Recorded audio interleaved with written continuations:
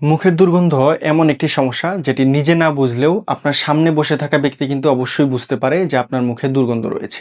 যদি এই ধরনের সিচুয়েশনে কখনো পড়েন তখনই কিন্তু নীরবে অপমান হওয়া ছাড়া আর কোনো উপায় থাকে না। আপনি যতই পরিষ্কার পরিচ্ছন্ন থাকুন না কেন এবং স্মার্ট থাকুন না কেন, যদি মুখের হাইজিন মেনটেন না করেন বা যদি মুখে দুর্গন্ধ থাকে তাহলে আপনার পার্সোনালিটি কিন্তু একদমই শূন্য।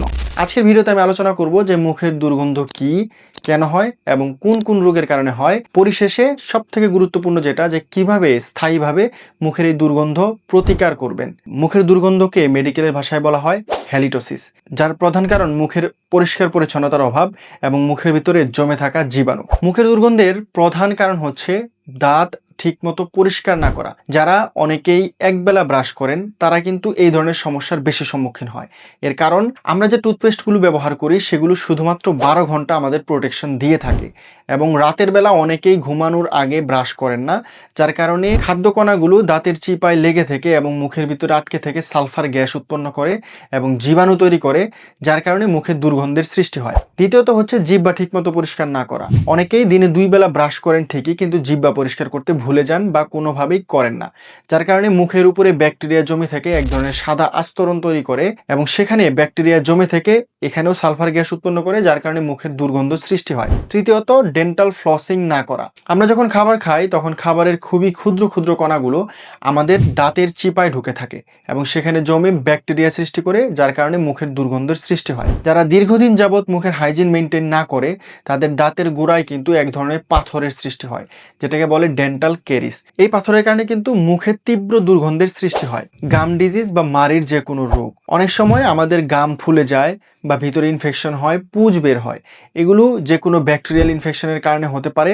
তো এই ধরনের গাম ডিজিজ যদি থাকে তাহলেও কিন্তু মুখে দুর্গন্ধর সৃষ্টি হতে পারে। তারপর হচ্ছে মুখ শুকিয়ে যাওয়া। মুখ শুকিয়ে যাওয়ার বেশ কিছু কারণ রয়েছে। এর মধ্যে অন্যতম প্রধান কারণ হচ্ছে ধূমপান, চা কফি পান করা, পানি ঠিক মতো পান না করা, যারা ঘুমানোর সময় হাঁ করে নিঃশ্বাস নেয়, এই সমস্ত কারণে কিন্তু মুখ দ্রুত শুকিয়ে যায়। আর মুখে যে স্যালাইভা থাকে এটি হচ্ছে ন্যাচারাল একটি অ্যান্টিবায়োটিক। আপনারা অনেকেই জেনে থাকবেন যে ছোটবেলায় যদি আমাদের কেটে যেত তাহলে কিন্তু আমরা সেখানে অতি দ্রুত থুতু লাগিয়ে দিতাম, কারণ এটা ন্যাচারাল একটা অ্যান্টিবায়োটিক। আর এই থুতু আমাদের মুখের ভিতরে তৈরি হয় এবং আমাদের খাবারকে পিচ্ছিল করে পাকস্থলীতে নিতে সহযোগিতা করে এবং এই স্যালাইভাই কিন্তু মুখের ভিতরে ক্ষতিকারক ব্যাকটেরিয়ার জন্ম নিতে বাধা প্রদান করে, যার কারণে মুখ শুকিয়ে গেলে ব্যাকটেরিয়া এখানে খুবই দ্রুত জন্মায় এবং মুখের দুর্গন্ধ সৃষ্টি করে। আরেকটি প্রধান কারণ হচ্ছে তামাক, পান, জর্দা ইত্যাদি খাবার খায় তাদের মুখে কিন্তু ব্যাকটেরিয়া প্রচুর জমে থাকে এবং দাঁতের মধ্যে দাগ হয়ে যায়, প্রচুর পরিমাণে ডেন্টাল ক্যারিস তৈরি হয়, ক্যাভিটি তৈরি হয়, যার কারণে মুখে তীব্র দুর্গন্ধের সৃষ্টি করে। কিছু কিছু রোগ রয়েছে যেগুলোর কারণেও কিন্তু মুখে দুর্গন্ধর সৃষ্টি হতে পারে। এর মধ্যে অন্যতম প্রধান কারণ হচ্ছে যাদের গ্যাস্ট্রিকের সমস্যা রয়েছে বা যাদের অ্যাসিড রিফ্লাক্স ডিজিজ হয়, অ্যাসিড যাদের ওভারফ্লো হয় তাদের মুখে কিন্তু দুর্গন্ধ সৃষ্টি হতে পারে। দ্বিতীয়ত হচ্ছে যারা ডায়াবেটিসের পেশেন্ট তাদেরও মুখে দুর্গন্ধের সৃষ্টি হতে পারে। তৃতীয়ত লিভারের সমস্যা যাদের রয়েছে তাদের দুর্গন্ধের সৃষ্টি হতে পারে। আরেকটি কারণ হচ্ছে টনসিল স্টোন বা টনসিলে ইনফেকশন যাদের হয় তারাও কিন্তু মুখের দুর্গন্ধর শিকার হতে পারে। এছাড়াও মুখে অন্য যে কোনো ইনফেকশনও মুখে দুর্গন্ধর সৃষ্টি করতে পারে। এই ধরনের কারণগুলোই কিন্তু মুখে দুর্গন্ধের অন্যতম প্রধান কারণ। এখন আপনি কিভাবে বুঝবেন যে আপনার মুখে দুর্গন্ধ হয়েছে কিনা? মুখে দুর্গন্ধ রয়েছে কিনা এটা বোঝার সব থেকে ভালো একটি উপায় হচ্ছে ট্রাস্টেড কাউকে জিজ্ঞেস করা। আপনার পার্টনার বা আপনার ভালো কোনো বন্ধুকে আপনি সরাসরি জিজ্ঞেস করতে পারেন যে আমার মুখে দুর্গন্ধ হয় কিনা। সে যদি বলে যে হ্যাঁ দুর্গন্ধ হয়, তখনই আপনার এই ধরনের প্রতিরোধমূলক ব্যবস্থা নিতে হবে। এছাড়াও যদি কাউকে জিজ্ঞেস করতে লজ্জিত বোধ করেন তাহলে আপনার জিহ্বা দেখতে পারেন যে জিহ্বা কেমন। যদি জিহ্বার উপরে সাদা আস্তরণ পড়ে থাকে তাহলে আপনি 95% শিওর থাকেন যে আপনার মুখের দুর্গন্ধ রয়েছে। নিজে নিজে মুখের শ্বাস নাক দিয়ে শুকার চেষ্টা করবেন, তাহলেও বুঝতে পারবেন যে মুখের দুর্গন্ধ রয়েছে কিনা। এছাড়াও আরেকটি উপায় রয়েছে, জিহ্বা দিয়ে হাতের কবজিতে কিছুক্ষণ টাচ করে ধরে রাখবেন এবং সেটি শুকানোর জন্য অপেক্ষা করবেন। শুকানোর পর সেটি আপনারা এইভাবে শুকে দেখবেন যে সেখান থেকে কোনো দুর্গন্ধ সৃষ্টি হয়েছে কিনা। যদি হয় তাহলে আপনি 100% ধরে নিতে পারেন যে আপনার মুখে দুর্গন্ধ রয়েছে। কিভাবে মুখে দুর্গন্ধের মতো একটি অপমানজনক জিনিস স্থায়ীভাবে রিমুভ করবেন?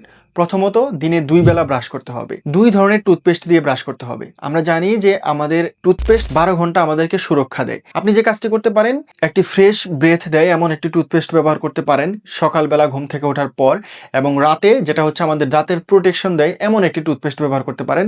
রাতে ঘুমানোর আগে। তো দিনে 2 বেলা অবশ্যই ব্রাশ করতে হবে।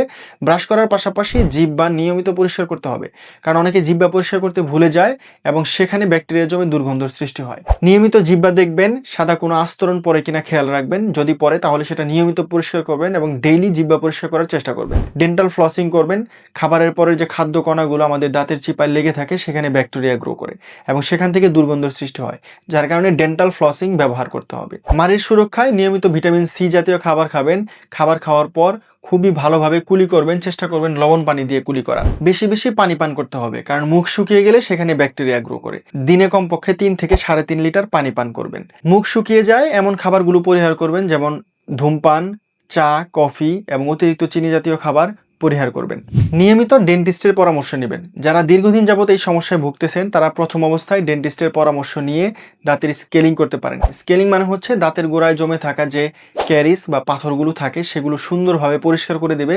পরিষ্কার করে দেওয়ার পর আমি যে নিয়মকানুনগুলো বললাম সেগুলো যদি নিয়মিত মেনে চলেন তাহলে কিন্তু মুখের দুর্গন্ধ স্থায়ীভাবে দূর হয়ে যাবে। চেষ্টা করবেন যে 6 মাস বা 7 মাস পর পর দাঁতের ডাক্তারের ফলো আপ নিতে। দাঁতে যদি কোনো ধরনের অতিরিক্ত ময়লা জমে যায় সেগুলো পরিষ্কার করে নেওয়ার চেষ্টা করবেন। এছাড়াও কিছু খাবার রয়েছে যেগুলো আমাদের মুখের দুর্গন্ধ কমাতে সহযোগিতা করে, যেমন এর মধ্যে সবথেকে বেস্ট হচ্ছে পেয়ারা। পেয়ারা যদি আপনি নিয়মিত খান তাহলে মুখের দুর্গন্ধ অনেকটাই কমে যায়। এছাড়াও শসা এবং আপেল আমাদের মুখের দুর্গন্ধ কমাতেও সহযোগিতা করে।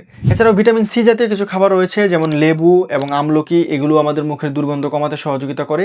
নিয়মিত এই খাবারগুলো খাওয়ার চেষ্টা করবেন। এত নিয়মকানুন মেনেও যদি আপনার মুখের দুর্গন্ধ দূর না হয় তাহলে একজন মেডিসিন ডাক্তারের পরামর্শ আপনাকে নিতে হবে। হতে পারে আপনার গ্যাস্ট্রিকের সমস্যা রয়েছে যার কারণে মুখের দুর্গন্ধ দূর হচ্ছে না, অথবা লিভারের কোনো সমস্যা রয়েছে, অথবা আপনি ডায়াবেটিসে ভুগছেন যেটা আনডায়াগনোসড থাকতে পারে, অথবা আপনার টনসিল স্টোন অথবা টনসিলে ইনফেকশন রয়েছে। তো ডাক্তারের পরামর্শ নিয়ে যদি চিকিৎসা নেন তাহলে আপনার মুখের দুর্গন্ধ স্থায়ীভাবে দূর হয়ে যাবে। মুখের দুর্গন্ধ সমস্যা দূর করার পাশাপাশি কিছু সোশ্যাল ম্যানার আমাদের মেনে চলতে হবে, যেমন কারো সামনে যদি আপনি কথা বলতে যান তাহলে একটা নিরাপদ দূরত্ব বজায় রেখে তারপর কথা বলবেন এবং কারো মুখের সামনে সরাসরি কথা বলবেন না, এবং খুব কাছে যেয়ে যদি কথা বলেন তাহলে মুখটাকে এইভাবে আড়াল করে তারপর কথা বলার চেষ্টা করবেন। কেউ যদি কোনো খাবার গ্রহণ করা অবস্থায় থাকে তাহলে তার মাথার উপরে যেয়ে বা খাবারের বাটির উপরে যেয়ে কথা বলবেন না। মুখ থেকে প্রচুর পরিমাণে জীবাণু এবং দুর্গন্ধের কারণে তার সমস্যার সৃষ্টি হতে পারে। হাঁচি কাশি দেওয়ার সময় অবশ্যই সোশ্যাল ম্যানার বা হাঁচি কাশির শিষ্টাচার মেনে চলবেন, যেমন এলবো দিয়ে এভাবে কভার করে হাঁচি কাশি দেওয়ার চেষ্টা করবেন। এগুলো একটা সোশ্যাল ম্যানার। আপনার পরিষ্কার পরিচ্ছন্নতার পাশাপাশি এইসব ম্যানার যদি আপনি মেনে চলেন তাহলে আপনার পার্সোনালিটি একদম পিক পয়েন্টে থাকবে। তো এই ছিল আজকের ভিডিওতে। আশা করি ভিডিওটি আপনাদের উপকারে এসেছে। ভিডিওটি জনসচেতনতার উদ্দেশ্যে আপনারা শেয়ার করতে পারেন। দেখা হচ্ছে নেক্সটে অন্য কোনো স্বাস্থ্য সচেতনতামূলক ভিডিওতে। সে পর্যন্ত সবাই ভালো থাকুন, সুস্থ থাকুন। আল্লাহ হাফেজ। আর কে কে কোন জায়গা থেকে এই ভিডিওটি দেখছেন জানিয়ে যাবেন কমেন্ট বক্সে।